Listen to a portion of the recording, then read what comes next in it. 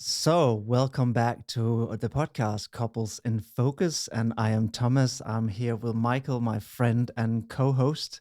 So, it's great to be back, Michael. Oh, it's good to be back. It's good So, to see you. last episode was a heavy one, but also an important one, I feel. Mhm. So, we want to try and keep it a bit more lighthearted as well in this episode. And I think a topic that could be interesting to discuss a bit more is the arguments, right? And the need to be right in Mm. arguments and how often that's very important for our identity, right? So maybe that could be a good place for us to start and just look at what is actually happening in these dynamics, right? And I'm aware that in my relationship I'm always right, Yeah, and I'm I mean, sure I'm I've sure always been you right. are in yours too, right? I am I am And always right. and luckily our partners are not here to counter argue. So That's right. so I want to just discuss that because it's so common Yeah. that we get stuck in this place, right? Where we keep going back and forward and we debate the details. No, you said this. No, you did this. Mhm. And I like the old saying, I can't remember who said this to me once, but do you want to be right or do you want to be happy? Because you can't Yeah. be both. Yeah. It's a good one. It is a good one. And for the most part, I agree. Yeah. I think it's good because there's a lot of truth in it. But yeah, let's jump in. Let's dig into this. What is happening when being right Yes. overpowers the relationship, right? Yes. Because if there's something I know about people, it's that there is good reason that being right is important Yes. and being wrong is devastating. Yes. There is, because when I'm saying, hey, if I keep going and I want to be right and I'm not giving in and I'm willing to escalate and even cause fracture in the relationship, right? To know that I'm right, it's kind of me saying it's really important for me to be validated here, Mm-hmm. right? It's really important to know that there's a validation of what I'm experiencing right here. And it's really hard to be alone with that experience. So I'm going to keep going and going and going in the hope that at some point you're going to say, oh, I can see that. Yeah, Right. that is obviously my hope will keep going. My hope is Yeah. not that I come in and say, oh, I really want escalation today. But that is definitely not what's going to happen. That is not what's going to So happen. let me ask you a question for listeners who might have an avoidance strategy, right? Yes. Which I hope we have a lot of avoidance strategy listeners, because this might be a safe enough space to come and start learning without getting a lot of correction or setting off a dynamic. So that's what I'm kind of hoping. And then I know the pursuers are showing up. That's for sure. They're going to show up everywhere they can. But help me with when the avoidant partner Yes. is stuck in being right. Yes. Like if that's becoming very important, what will they be doing? Like what will their partners see happening? Yes. So I think I start with what they're doing, and then we can go Yeah. with what they're doing is they're protecting their sense of self. So Mhm. this is why criticism to them is so fundamentally threatening and often very overwhelming, because it's often a criticism of their whole sense of self. And we talked a bit in the Mhm. last episode about the difference between shame and guilt. And I know what's he called, Brown. He has written some amazing books about shame and guilt and etc. and done a lot of research on that. Brené Brown. Oh yeah. So she could be worth looking up, right? And where the difference is that shame is there's something wrong with me. Guilt is I feel bad about what I did, right? And she says right. guilt is a helpful human emotion to help us change Yeah. when we've done a mistake. Shame is not, right? And often what happens for the more avoidant partner is that they very quickly switch into shame, meaning Yeah. the sense that there's something wrong with me fundamentally as a human being. And that makes it very, very difficult. So when I hear this and it feels like it's an attack on who I am as a human being, I, of course, have to kind of either disappear altogether and leave, or I have to argue back and say, That's right. no, that's not what happened. It was like this. I didn't do this. And actually, you did this, da, da, da. And then we got stuck in this bickering where nobody actually Mhm. hears each other, what we call find a bad guy, right?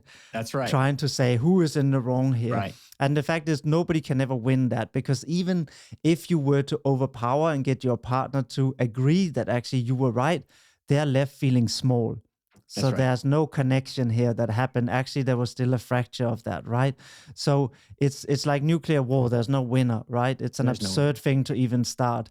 And yet Yeah, it makes sense that when you say what's happening for the avoidant, well, they're trying to protect their sense of identity.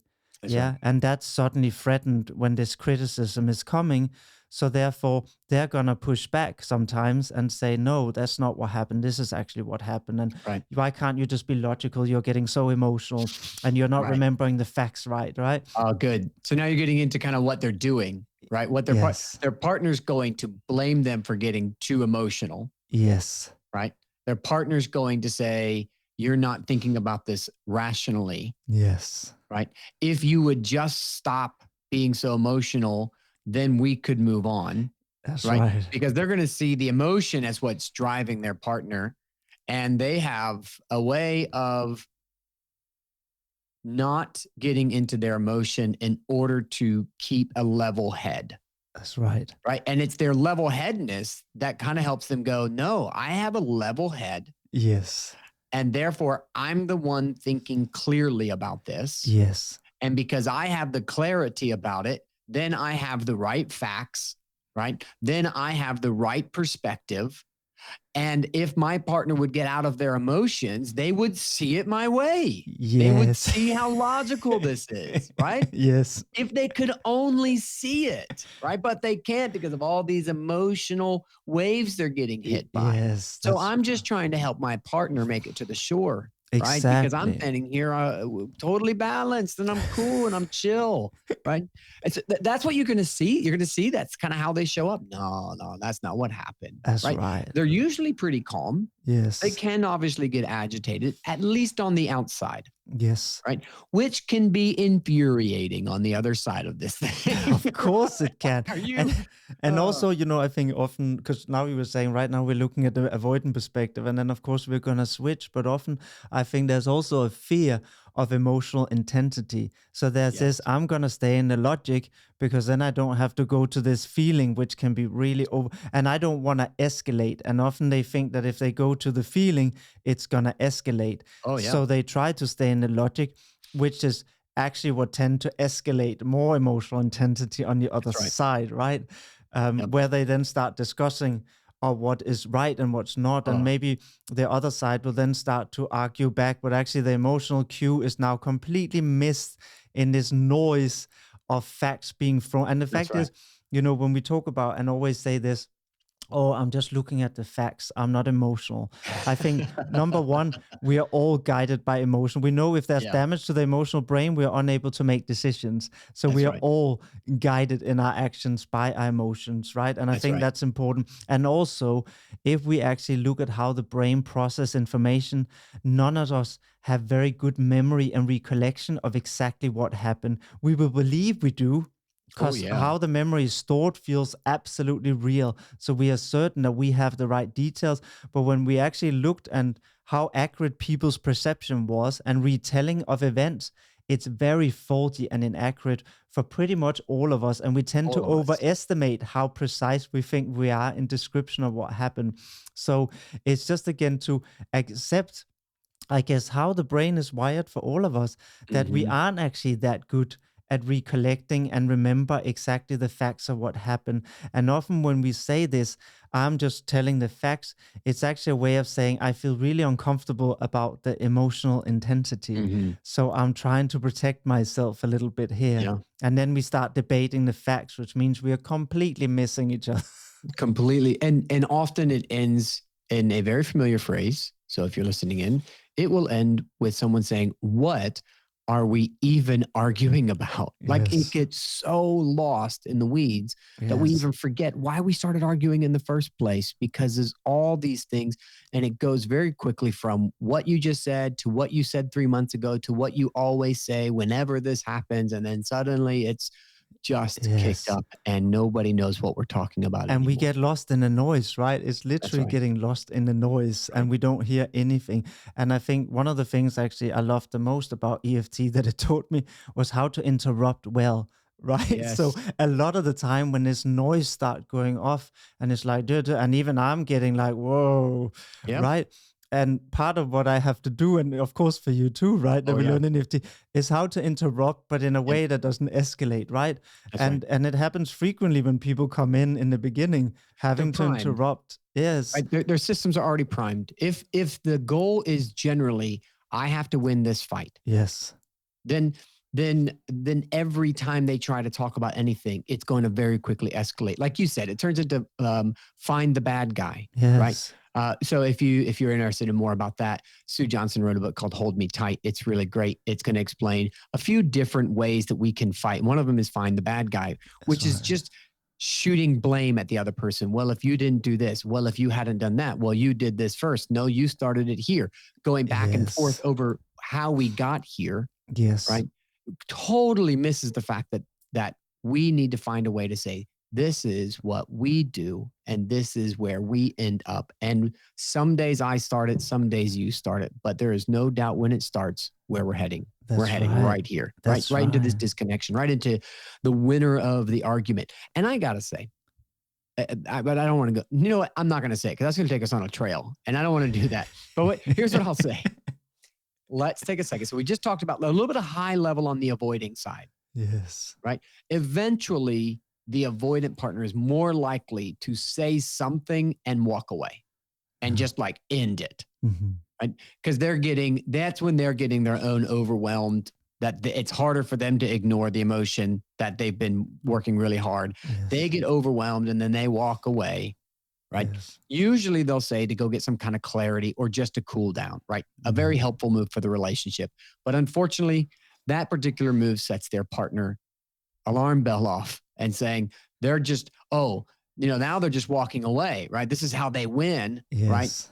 And so let's take a second. What's happening on the other side of this thing where the other partner is trying to win this thing as well, right? And what's going Yes. on for them? Well, I think often on the other side, let's say if it's a more anxious one, is really trying to get an emotional cue sent over, but it's being missed because they've now been sucked into this logical debate, right? Yeah. It's almost like it's so intoxicating, we get sucked into it. So they have lost probably track of their own message or maybe don't know what it is or how to So communicate it. often. Yeah. So now they feel more and more unheard. The more we go into the logic, actually, the more distressed they become because the emotional cue that they need are being missed and kind of sank further and further down into the ocean. And they're just watching it sink deeper and deeper That's right. down. So for them, this become more and more. They're like, no, what I need is really sinking. It's now 100 yards down, That's right. right? And then the person, as you said, leave because now they start feeling emotions and that's too distressing and the logic didn't work. So the avoidance is like, I'm out of here. Logic didn't help Yep. and I can't get this It's calmed only getting down. worse. Yes, so I'm out of here. Now they are, oh my God, it's 100 yards down in the ocean and he's swimming away. Mm-hmm. Now I have to get this on my own, right? So Right. that's even more distressing. And they can react in different ways. They might collapse or they might chase after the avoidant even more because they're like, no, you can't just leave me, right? Right. To do this. And then the avoidant give me some bloody space. This is too much, too intense. You're too Mm-hmm. emotional, whatever it is, right? And they completely missed each other.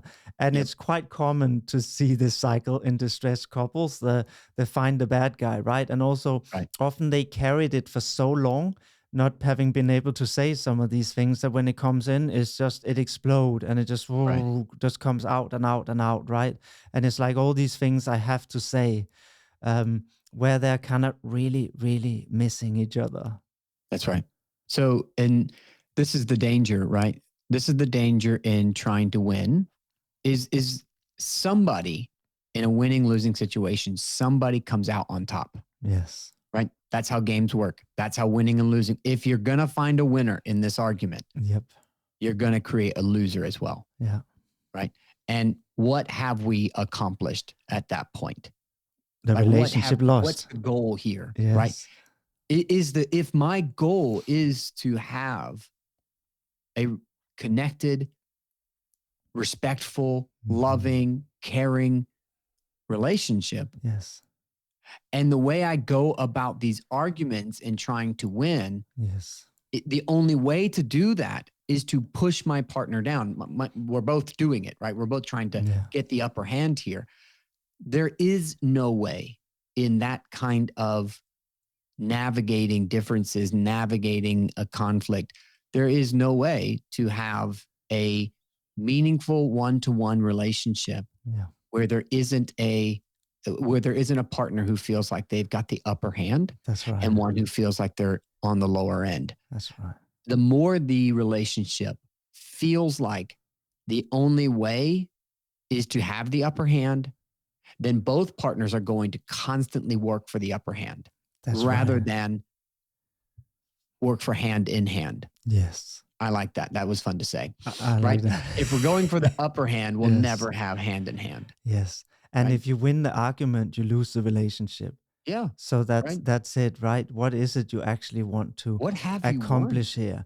Yeah. And what do I actually get out of being right? Because I think in being right, what we're actually saying, I want to be validated. I want Right. to be heard. That's a real need behind wanting That's to right. be right. Yeah. Is that I'm desperately for the avoidant trying to get across that I'm getting overwhelmed. I'm feeling attacked. I'm feeling criticized. And I would like you to see that that's what's happening. Right. That's And right. for the other person is, I really can't get you to see the emotional distress I'm having here because you keep trying to talk about this in your logical way, right? It's huge. Because what you're now naming is, okay, if we all know this, like there's probably not a listener out there that thinks this is a good idea, right? There's not a listener out there that thinks, yeah, I want to have the upper hand over my partner and feel like I'm dominating them. Yeah. Probably not. If they do, then maybe we should be concerned about that Well, relationship. yeah, I mean, it's just not a lasting relationship, right? Yes. They'll likely have gone through a myriad of relationships. But even if that is someone out there, right? Even if you're listening, oh no, I do like having the upper hand in a relationship. Examine your fears, Yeah. right? That's coming from a very strategic place in your world where not having the upper hand has cost you a lot. Yes. Right. So that's again, just coming back to that plain humanity. People, we don't naturally just want the upper hand, but life can teach us we better have it. Yes. And then we'll start going for it. Yes. Right. And then we'll never put ourselves in a position where someone has the upper hand over us. And what happens for that person, right? That is going to feel, I've got to have the upper hand. Two truths are very real. If I don't have the upper hand, somebody else will. That's right. And if somebody has the upper hand over me, they've used it to harm me along the way. That's right. And I think we talked about in an earlier podcast about the models of the world, right? And I think this says a lot about how people's model of the world is. Because if our That's right. model of the world is that the world is a fearful place, then we do have to win. And Then you that's have how to we are win. going to interact with the world. There We is are no going to other have to option. try and be on top, right? Because if everything is about life or death, threats, and being the predator or the prey, then of course we're going to engage with this model, right? Of And we course. then have to win, and we have to be right, and the other So person that's have to be so wrong. important. Because if we Exactly. don't get that part, right? If we don't get that part, then we're not ever going to be able to understand why people do the things they do. And if we can't understand why they do the things that they do, then we can't help them examine it Mhm. and consider a new way. Because if that's true, right? If that's what's guiding people is that the world has never treated me as an equal. Mm. And the world has always used me as kind of, I think about a boot mat, right? Just a place to wipe the muck off of their day. Yeah. Then I don't want to be that to anybody again. And so I've created a way of being in this world that says, I'm going to stay on top. That's right. Right. And unfortunately, that means some people are going to be their boot heel, right? That's going to be the thing that they create, right? Which is, again, the way we organize to keep us up has to have other people down. But the other thing that will be true is likely they will have never been able to consider that life could be different. Right. They will have never, there would be no model for them to say, oh, there's a couple choices here. Yeah. Right? Their model says either you're on top or you're on bottom, and those are the only options. Yes. The model has never been for them. There's a way to live as equals and as real partners, having felt supported and knowing I can support. That's right. And you know what you're saying now reminded me of a reaction I had from someone who was very, very avoidant and very much had this model of the world when suddenly his partner responded to his first time ever being properly vulnerable, right? And I said, so how is this for you as your partner respond in this way? And he said, it feels really good, but also very strange. Very strange. Very, That's right. because what he's saying is it feels good, but it's a totally different model of the world that I didn't even know existed. And of course, that's going to feel quite odd the first time we're exposed to it, right? So that's Mhm. actually quite a normal response to suddenly having this, where suddenly it's almost like a little sense of confusion. While it feels good, Yeah. it's also confusing because suddenly, as my model of the world has been that everything is a competition, one on top, one below, and Mhm. suddenly that's not what I am experiencing. That's right. So it's nice, but it's also quite confusing because how am I Right. meant to relate to this? I don't have a model for how to relate to this, right? Yeah. No, absolutely. So I think about how, the mantras growing up, right? Especially in the kind of the rugged, individualistic America, Hmm. right? Which is pull yourself up by your bootstraps, Yes. right? Which is that's it. That's the model, right? My grandfather's told me this one time. He said the motto of his day, and he would have grown up born in the 20s, I believe, was he's a good man Hmm. who never asked for anything, Yes. right? And so, in other words, if he could do it alone, if he could do it by himself, Yes. right? And in my world, I go, man, he is a lonely man who's Yes. never asked for anything, right? And so then you have the phrase, it's a dog eat dog world out there. Yes. And but that gives you a glimpse into the way that we begin to use these working models, right? If it's a dog eat dog world out there, Yes. that means I open my front door and I have to be prepared to eat, Yes. right? That's the mantras I can remember. I wasn't growing up in a world where people said, "Hey, by the way, if you need something, we're here." That's right. Or hey, this world, it's hard, but it's also filled with good people. Those Yes. aren't the mantras given to us. Like, hey, they're gonna meet hard things in the world, and you're gonna overcome them, right? And it was more about like, hey, man, get out there and knock it out, right? Keep going, keep striving, and the idea that hey, um, I think about the phrase, "The rising tide raises all ships," Yes. right?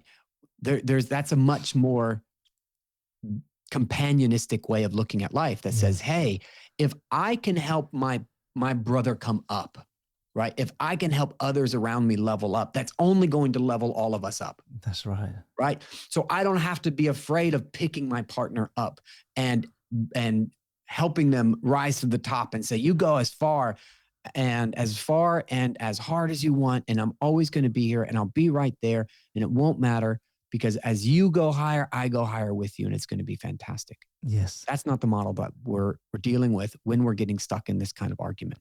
That's right. And again, I don't want to go into politics at all, but I just saw this little video that was very interesting that relate to what you're saying, which Mm. was a clip. And I don't know if it's taken out of context, but Moss said something on a podcast about the weakness of humanity is their empathy. And then there was this, I Ooh, think she was a Norwegian researcher who responded to this and who was actually talking about that what the research has shown is humans were actually not the apex predator by any metrics measured across anything. Not even we didn't even used to have the biggest brain. We were not the strongest, etc., etc. And what actually helped us survive and be strong was empathy, because that's that right. gave us the ability to collaborate and coming together and lift each other up. And in packs and collaboration, we were the apex predator and we were strong. But Right. alone we weren't, right? And she was Alone, then we're dead. exactly. And she was talking about all the research that has now shown that all the most effective teams, also in big companies, are the one where there's the highest level of empathy because there's a Mm. better sense of collaboration. So they perform much better. So her scientific argument was empathy is what makes us strong. Fear is actually Mm. what makes us weak Wow. because it I makes us love that. exactly because it makes us pull away and act as individuals and see the world as you versus me, and That's that right. makes us weak and that creates conflict, right? It's basically what's behind pretty much This is what all we're talking geopolitical about, right? This conflict. is this Yes. is what we're naming, right? When we get into this thing, we let go of our empathy, Yes. and the thing that we hear is it's me versus you. Yes. And in this world, if it's me versus you, my brain says it better be me That's right. because that's survival, right? That's Always. right. That's survival. So everybody in this is the problem. Okay, I like the way we're putting this. The reason why having a winner in an argument isn't going to work, right? Is because it's a survival mechanism that says you versus me rather than how can we find the we. That's right. Yeah. And how can we win together? How can we win together? How And can and then really redefining what winning would be, right? Yes. Winning in this situation would be how can we find a way to understand what happened to you? Yes. And understand what happened to me. Yes. So that we can stop coming back to this place. That's right. And what is it actually that we both need, but are not actually saying in this argument? Because what's very fascinating when we watch people have to find the bad guy, right? And say, you did this. No, you did this. No, you said this. Oh, but you did it first. And they go at it in this way, is that neither of them are actually expressing what they need. They're focusing. Exactly. They're surviving. Exactly. So right? all the energy is going into that, right? And that means that they're missing what can actually help them both feel better, which is what is it actually that you need in this moment, right? What is it actually that's making you distressed, and how can I help? That's getting lost, because you're right. In survival, the brain isn't focused on that, right? And it's almost like we're talking a micro scale. What happened at a macro scale is what we call war, right? It's happening on a mini scale here in a relationship dynamic, but it's actually the same thing in the brain that's happening. It's suddenly I'm seeing the world as enemy, me versus them, instead of we're here together to collaborate. So that is so important, because we've got to find a way to collaborate with curiosity and the life-saving entity that is empathy. Right. So how do we help people listening right now? Yes. Connect to their curiosity and their empathy. Yes. In order to get out of this winning the argument cycle. Yes, that's a really good question. I would say, if we have to do a sequence of steps, step number 1 is about, or we can give you this message that there's nothing wrong with you. There's nothing wrong with you. And as long as you think there's something wrong with you, you don't have a choice but to defend. That's right. Yeah. So there's nothing wrong with you. Even if you made a mistake, doesn't make you bad. It just means you made a mistake. So I think that's number 1, because you can see in people, as we talked about, that don't have shame, that de-escalation can happen much, much faster. Yeah. Oh, can I tell you a story? Yes, please do. Oh, this is so great, because what you just said. All right. So I went to America last week to work in Atlanta with the EFT community there. It was amazing. Had a great time. I'm in Birmingham, and I flew out of London because it's direct flight to Atlanta. I don't have to go through Amsterdam, which is much nicer. So I get down to LHR. I like to get to the airport early. I get there around 12:45 for my 4 o'clock flight, because I like to get on the other side of security and relax. All you people out there who want to get to the airport an hour before your flight and then run through security and get on that plane sweating, you are not traveling with me. But here's what happens. I go to the counter. I pull out my passport. As always, I open up to the photo page to give to the person, and it is my wife's photo. I have my wife's passport in London. My passport is in Birmingham, 2 hours away. And I have a flight in 4 hours. And the flight closes. I see it was 1 o'clock. So my flight was 3 hours away. I mean, my flight was, 3 hours till my flight, 2 hour drive. They close the check-in an hour before, and I have to have my passport at 3 p.m. And we are 15 minutes till 1. And I call my wife, and the first thing out of my mouth was, did you pack your passport in my bag? Right? The blame just came flying. Yes, it's her fault, Michael. It's her fault. Because I'm panicking. Right?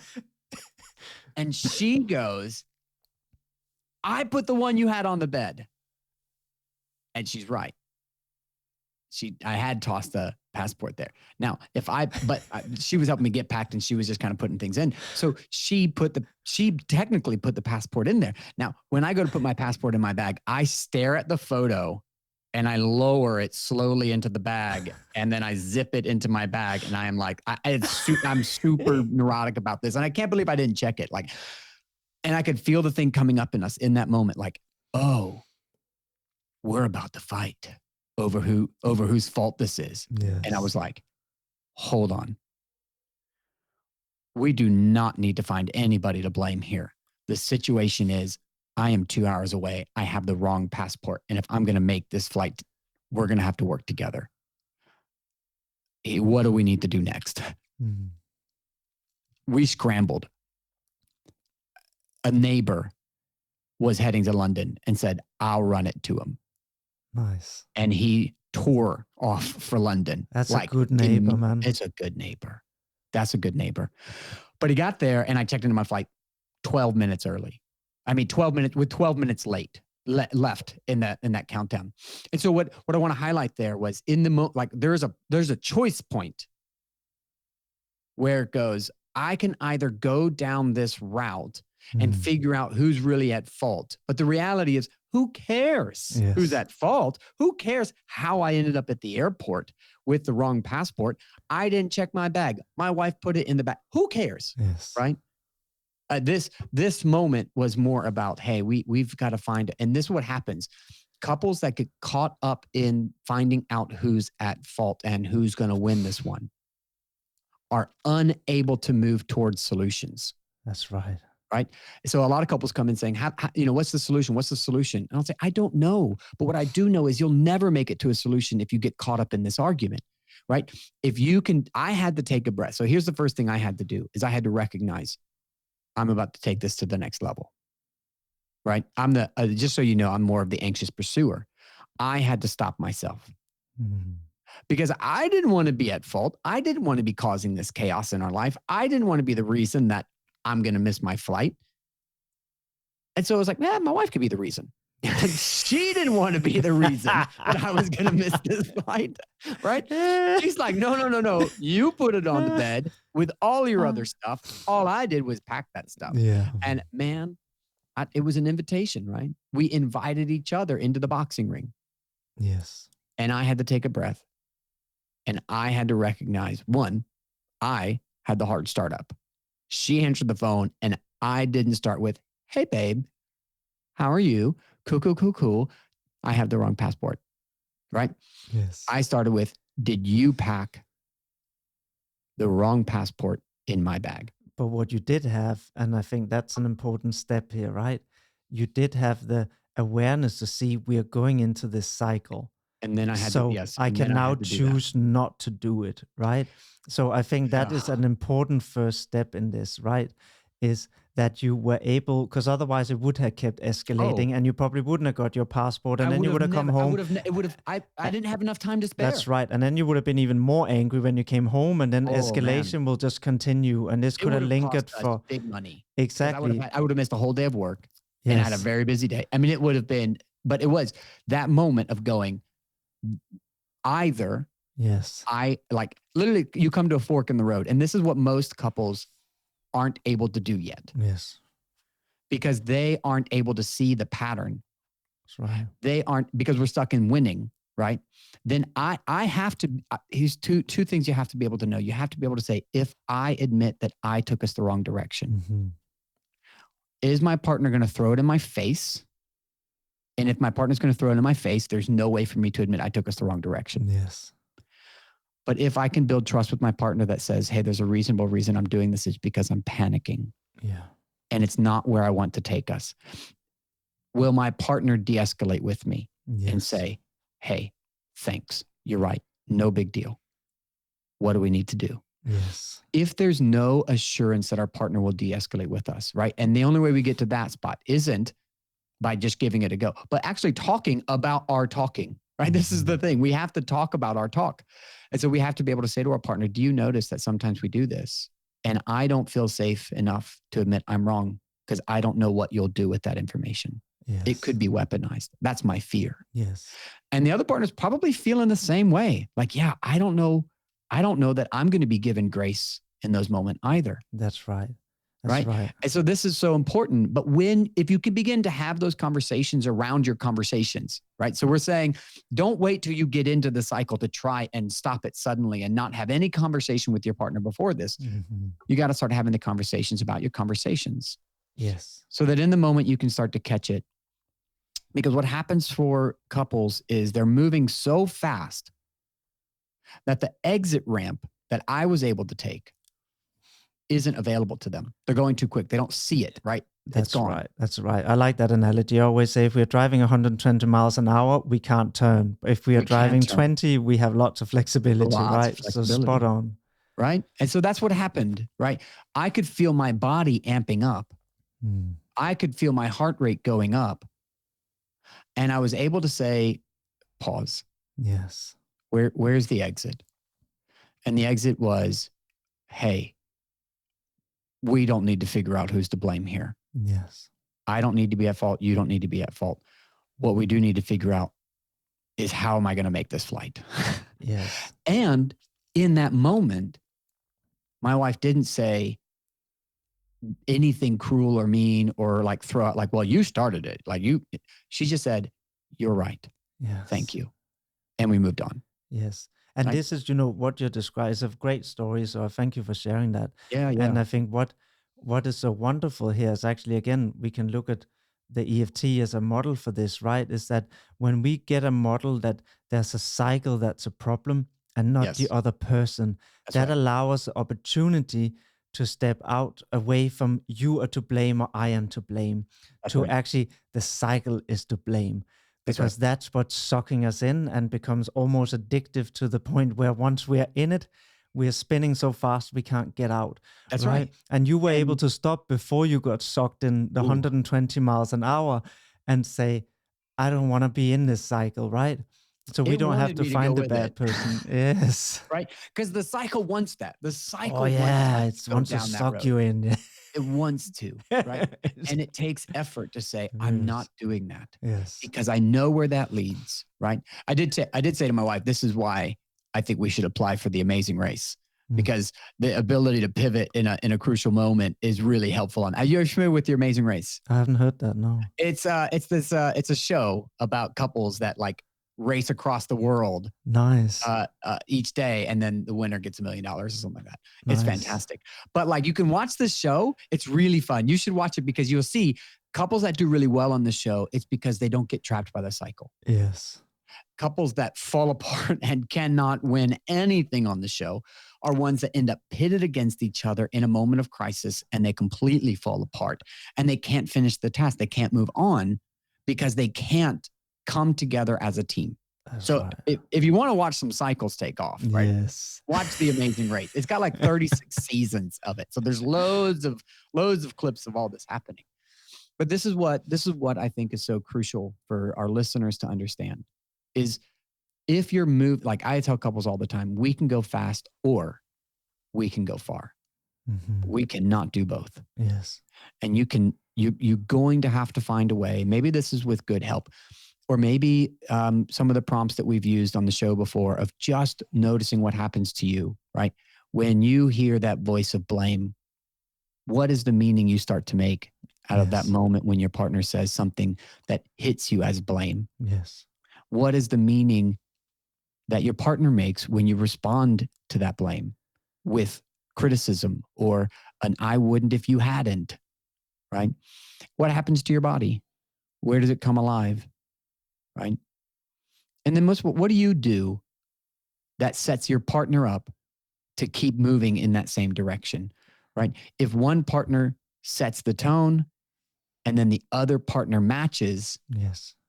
then you better believe the other partner is coming back, Yeah. matching that again. And That's then we right. create this cycle that each person is setting their partner up to keep staying in the fight, Yeah. right? Rather than finding a way to say, can we slow down here? Yes. And can we find the exit ramp? I hear something happened to you, and it's really important that I understand what happened. Yes. Right? And it's okay to also do a restart to say, Oh, yeah. actually, this I've got this stories of those yeah, too. exact right. Like, and just say, this doesn't feel good. No. can we just stop for a moment? Can we Yeah. just stop? Can we just restart? Yeah. Something got off here to the wrong Something got end. off. Yeah. And can we just try and redo it again? Or take a Yeah. little moment to have a breath and then try and redo it again.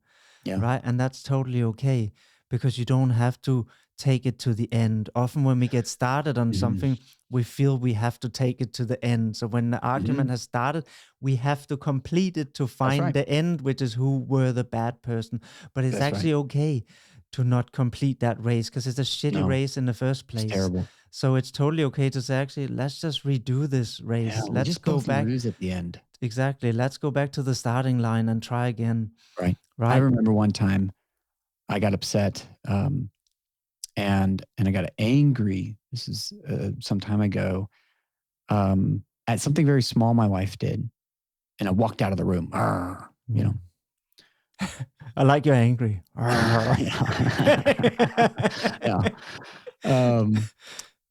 But the thing that I was working on at the time was catching myself and noticing these things and really seeing how this cycle played out. Right. And what I was beginning to learn was how much sadness was underneath my own anger. Right. And what I did was I walked back in to the kitchen where I just gruffled my way out of. Right. And I said to my wife, can I try that again? And she looks at me and she goes, that'd be great. Like, that wasn't any fun. And you really messed that up. You should probably try it again. To be fair. Right. But, that was a really gracious response from her. Right. Yes. Even in that. Right. Because again, this is an opportunity for a partner to either respond graciously and invite a new way of doing it. Yes. Or to just blow them off. Yes. Right. So again, where you want to take this relationship, what move do you make, and how does that set your relationship into motion where it continues to go? So again, these are pivot moments. She said, yes, you can try again. Right? Yes. And what I said to her was, I'm sorry that I let my unspoken sadness turn into anger. Yes. What I'm really sad about is you're leaving and she was going somewhere for like a week or so. And I don't like it when you're gone that long. Yes. Because I miss you. But I haven't wanted to tell you that because I don't want you to feel bad about going. Yes. Right? There's so much going on underneath that. That's right. Right? But can I take the time to identify the softer thing that's really going on and send a more clear signal? Getting angry at my wife is not a clear signal that what I'm trying to say is I'm sad that you're leaving, right? Yes. It does not say the same thing. Yes. But when I shared that with her, do you think that my wife got more upset with me, or did she soften with me and come and comfort me? Yeah, of course he softens more, right? She Of course, softened because more. now the signal is clear. It's not threatening. That means that That's right. empathy, like we talked about, can come online, right? That's right. And I think there's a great beauty in both being able to do the reset we're talking about and then getting a second chance to actually become more clear is what is actually happening beneath my reactive response, right? That's right. And the reset we all need it. Like just because we're therapists, we also need it. I had recently as well, my partner was selling a house and they estate agent and the buyer were messing her about and really trying to bully her, right? To push the price down. Mm-hmm. And she was getting super stressed right over it. And as she kept sharing how they were doing these bullying strategies, I felt my nervous system, my protectiveness come up and get more aggressive.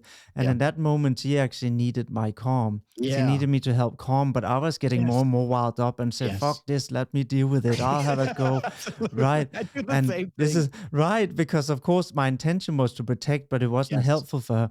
And then suddenly I realized how we were feeling a sense of disconnect. I could sense it in the moment. And I said to her, actually, can we just do a reset? Can I just take a breath? Because I'm seeing what I'm doing isn't helpful for you, but I'm finding it very difficult because right now my anger is coming up and it's kind of taking over because it wants me to protect you. But I'm seeing that actually I'm doing more harm than protection, and that's not my intent. Yeah. And she said, yes, let's just both take a breath. And then we just did. And I took a few breaths. We got up. We actually shook a bit. I say, I had so much adrenaline in my system. Can we just shake? And we put on some music, did one dance to a nice Indian tune. Nice. And then we could sit down. And I said, now I'm more I calm. would just love to be a fly on the wall and y'all navigating, getting out of an argument. If every time y'all start to argue, you just say, let's put on some Indian music and shake around. Dude, we do a lot of the time I love it. because it works amazing, right? I trained in somatic trauma therapy. And the Look, fact is, adrenaline is meant to have a physical response. That's why we call it fight or flight. You're meant What to a actually great tool move for the our body. listeners. So while breathing can be great, sometimes if we are too aroused, it's not enough to reset. I So love it. dancing works as an amazing way to discharge some of that adrenaline, and then you get the tiredness, and then it's possible to breathe, and then you Yeah. can kind of do a reset, right? So actually, I love it. use that a lot. Well, So what you're saying is this is how I slow myself down. absolutely, exactly. Right? This is how I slow myself down so that I can think more clearly, Yes. hear more clearly, Express support more my partner clearly. in what they need. That's right. Because when we start to get spun up, it's like tunnel vision gets worse and worse the faster we go, right? Yes. And then what'll happen is if our attempts at supporting them with our big anger energy that says, how dare they mess you about? And then they're taking it in and going, this is not helping me. Then we get frustrated because it's like, can't you see how this is all for you? Yes. And it's not helping, right? Exactly. And so then that's how the cycle goes. How can you not see? I'm just angry for you. This is and off we go. Right. That's right. All right. So this is why what we're saying here is, hey, it's also good to spot the cycle, but also knowing what are some of your own strategies that you know you can calm yourself down when you get really dysregulated. Because from that place, connection is impossible, right? And you're right. I know that for me, I need movement and then I can breathe, right? That's great. But I need movement first, which is why I said, can we just stop? Because I can see I'm doing harm. I don't want to do harm, but I can't control it right now because I'm so angry. So I said, okay, can we please dance? And she straight away said yes. And she put on the tune, right? There you go. And then we do it. And suddenly we are that's called laughing. an attuned response, a safe response, right? Yes. Who is going to prioritize how we are both going to win Yes. rather than finding the winner. That's it. Okay. All right. This seems like a really great place to land the plane because we're going to push our time here. That's right. So thank you for listening, and we will Absolutely. be back next week. What a fun episode. Thanks for those chats. That was really great.